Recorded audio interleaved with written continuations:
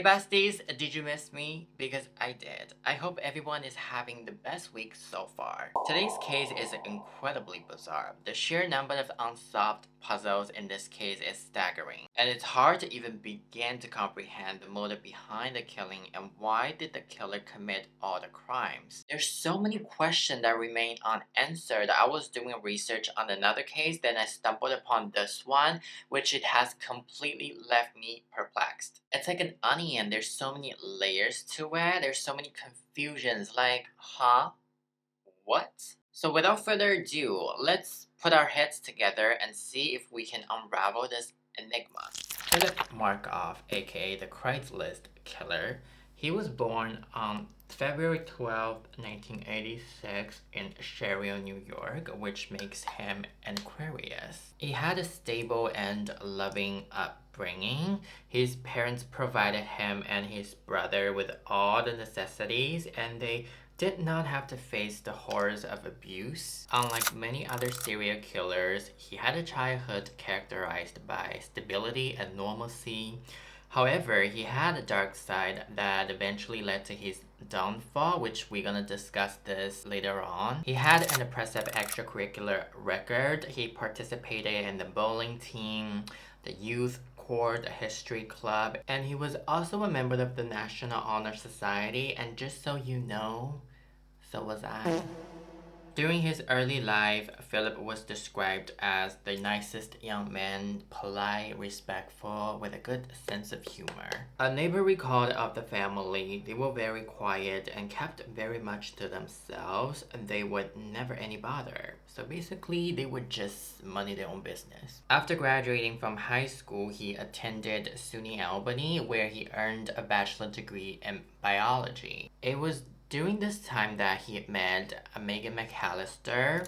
She was a pre-med student who was a senior while he was a sophomore, so she was a couple years older than him. The two became involved after meeting while volunteering at a nearby medical center emergency room. Then one thing led to another. 3 years later, the couple got engaged and they planned to marry on August 14th, 2009 in Long Branch, New Jersey. And by the way, I got this. Apparently you can use this to clean your brushes. I don't know if that actually works. I'm just so curious. After their undergraduate studies, Philip and Megan moved to Massachusetts to attend medical school at Boston University, and it's just so funny to me that he was literally everywhere. He was in Albany, and now they're in Boston, but they're getting married in New Jersey. That's a lot of places. It was literally the happiest time for the couples, and everything just seemed so perfect from the outside. They were both studying to become doctors and had a bright future ahead of them. What could possibly go wrong, right? So, my dumbass forgot to mention that Philip was actually $130,000 in debt with all the student loans because, you know, being a doctor is very expensive and all other miscellaneous small debts combined. So he owed a lot of money to the bank. Yeah. But by the way, what are you guys eating right now? Let me know in the comments. Well, however, little did Megan know that the man she was going to marry had a dark side that would ultimately haunt her for the rest of her life. Almost a year before the wedding, Philip had begun to show his obsession with outside sexual encounters. He started browsing on the internet looking for, and how can I put this nicely, erotic massage service. He wasn't just looking for anyone, he had a specific group in mind, he had a type.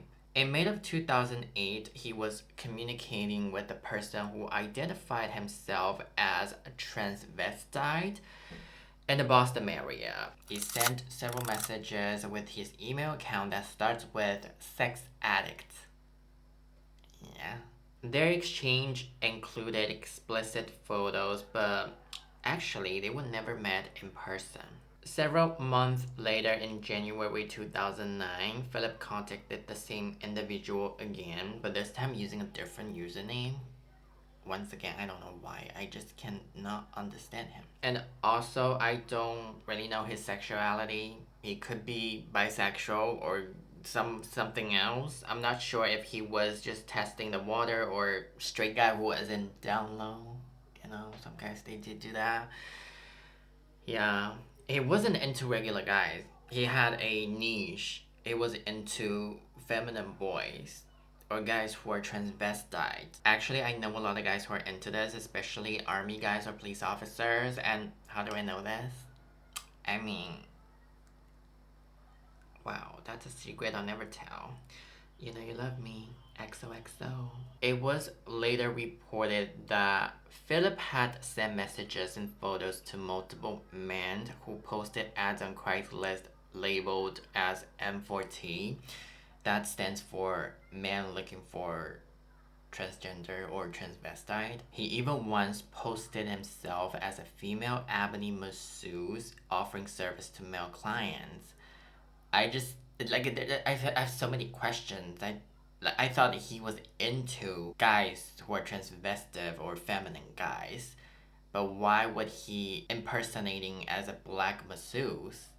Like, I just don't understand. Can we just stop with this buffoonery? So he was posting ads on Craigslist, and if you don't know what Craigslist is, basically Craigslist is the most sketchiest website on earth. Let me tell you that, and stay away from people who uses this website. The website has a lot of sections like jobs, housing, tutoring, or secondhand market. These are the good stuff that actually benefit the communities, but there's also a dark side and some of the illegal shit that you can literally buy anything. When I said anything, I meant anything.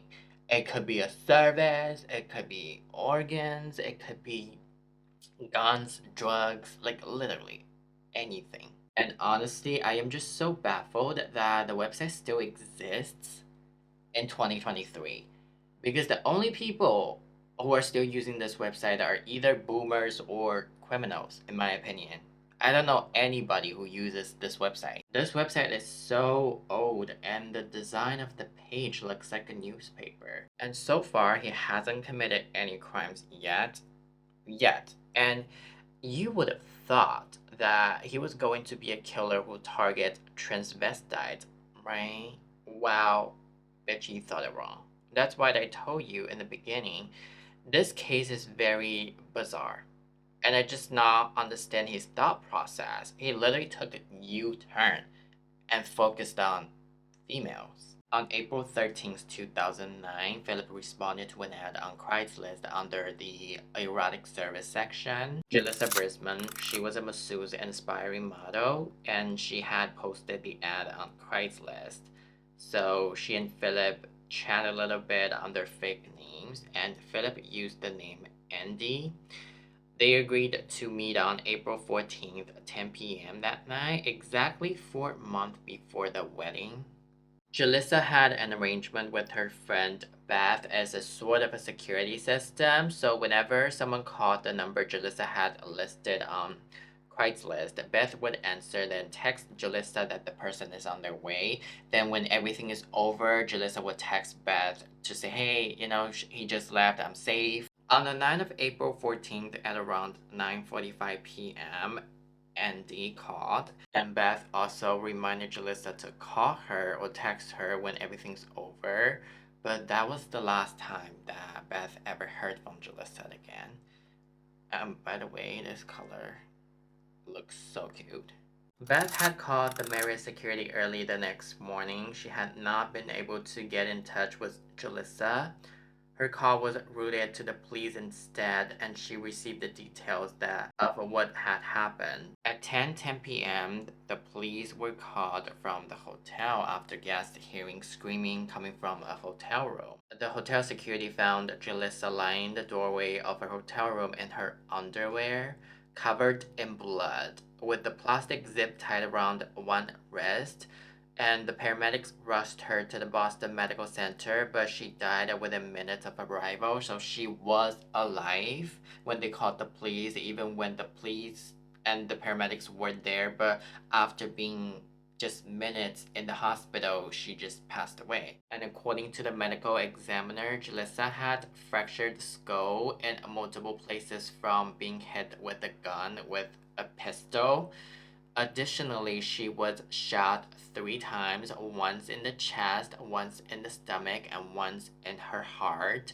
Her wrists had bruises, and she had managed to scratch the attackers, so the DNA of the killer could potentially be found under her nails. Meanwhile, investigators examined CCTV footages from the hotel. One camera captured a young, tall, blonde man wearing a cap riding an escalator at 10:06 p.m.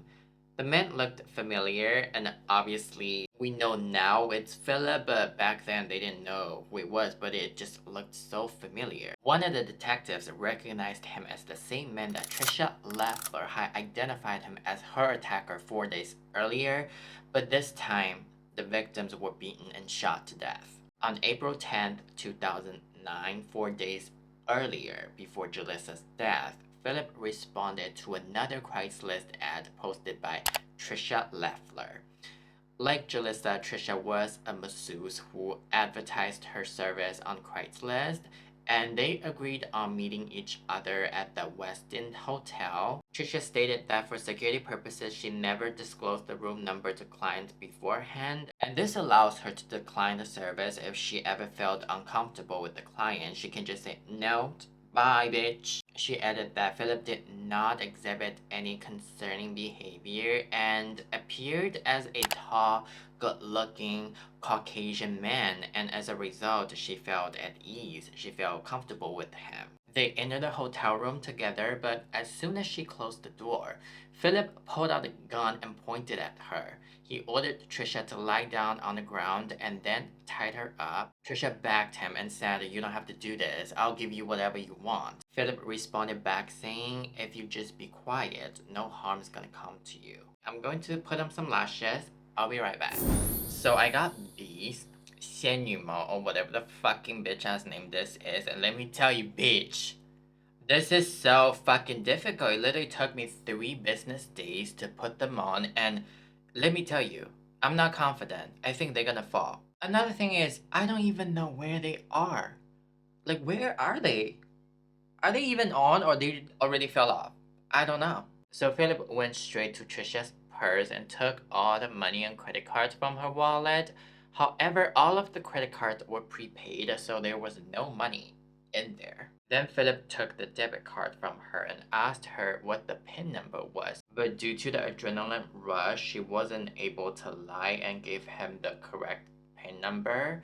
Then Philip said that had better be the right PIN number or there would be a problem later. Obviously, Philip was trying to scare Trisha, but Trisha was so scared and nervous, so she gave out the correct PIN number. Then Trisha asked him if he could leave one of the credit cards and her ID card for her to get home later. He asked her which one did she want. She said the one ending in 7619.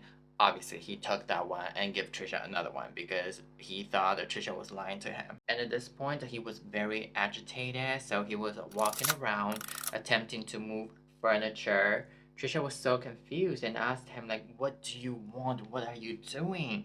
Then he replied, "I'm trying to find something to tie you up to because I need more time to get away." And eventually, Philip tied Trisha to the bathroom door and placed 3 pieces of tape over her mouth, and he then erased his phone number from her phone. Bitch, like, that's gonna do anything.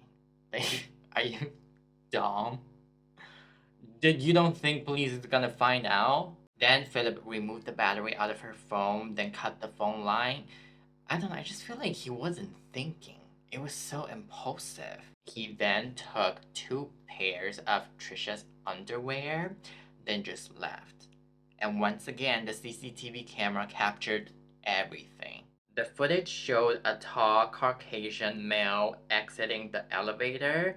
It was as if he had no intention of hiding his identity. Like, I honestly don't understand. And that wasn't the only time. He did it twice. Did he really think he would get away with this? It doesn't make any sense. Even the serial killers in the 80s knew how to mask themselves. I just couldn't comprehend the whole thing. My brain cells are dying. He also orchestrated another violent attack. Cynthia Melton has a similar story. She also used Craigslist to advertise lap dances. Philip responded to one of her ads and they decided to meet in a hotel room on Rhode Island. However, the whole thing was interrupted by Cynthia's husband, causing Philip to flee the scene. Cynthia's husband acted as her wingman, so every time Cynthia met with a client, she would constantly check in with him via messages, but this time, Cynthia's husband didn't receive any text messages, so he was worried about her. And he went upstairs and busted down the door and saw what was going on. So when Cynthia's husband showed up, Philip almost shit his pants, so he just ran off. Honestly, I don't even know what to say. The fact that he did save his wife's life, but he was okay letting his wife doing lap dances on the other man.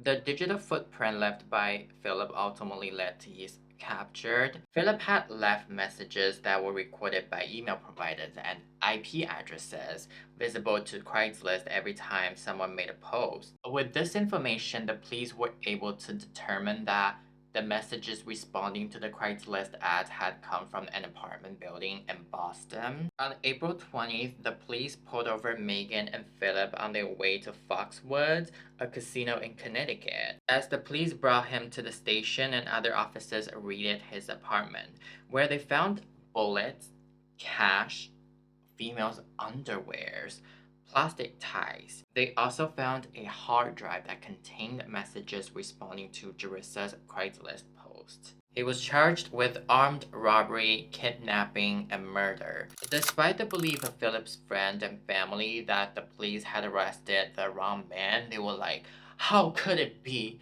Philip was such a nice guy, he would never commit such a heinous crime. But fortunately, the police had over 100 pieces of evidence, all pointing to him as the killer. He pleaded guilty at his arraignment. Within the first 48 hours being put in jail, he was put on suicide watch because he attempted to hang himself with a shoelace. He was wearing a suicide suit that made out of paper. Have you ever seen those in a movie? And Megan refused to believe that he would be the Craigslist killer. After his arrest, she messaged news outlets and came to his defense, stating that her fiance was a beautiful man inside and out, and he would never hurt a fly. And honestly, I feel so bad for Megan. She didn't deserve that. By May 1st, 2009, the couple had canceled their wedding. And the next year in August, before there was a chance for jury to decide where he was in the wrong, he officially committed suicide. Using his knowledge of human anatomy, he slashed major arteries in his ankles, legs, and neck, stuffed toilet paper down his throat, and covered his head with a plastic bag. As he bleeded in his cell, he painted a final bloody message on the wall, Megan and Pocket. He died exactly a day after what would have been the 1-year anniversary of his cancelled wedding. I still have so many questions. Why was he be interested in transvestites before switching to killing cisgender women? Or did he take the victims' underwears as trophies, or was he up to something else? And what were the motives behind all the crimes and killing? Why did he only kill Jarissa? Was it because she wasn't cooperating, she was screaming, that's why he killed her? And also, since the money that he stole from Trisha wasn't going to pay off his debt, was he using it for gambling? There's so many questions. What are your thoughts? Let me know in the comments. Anyway guys, thank you so much for watching this video, and if you enjoyed this video, please like, comment, and subscribe, and remember, be safe, vigilant, and take care.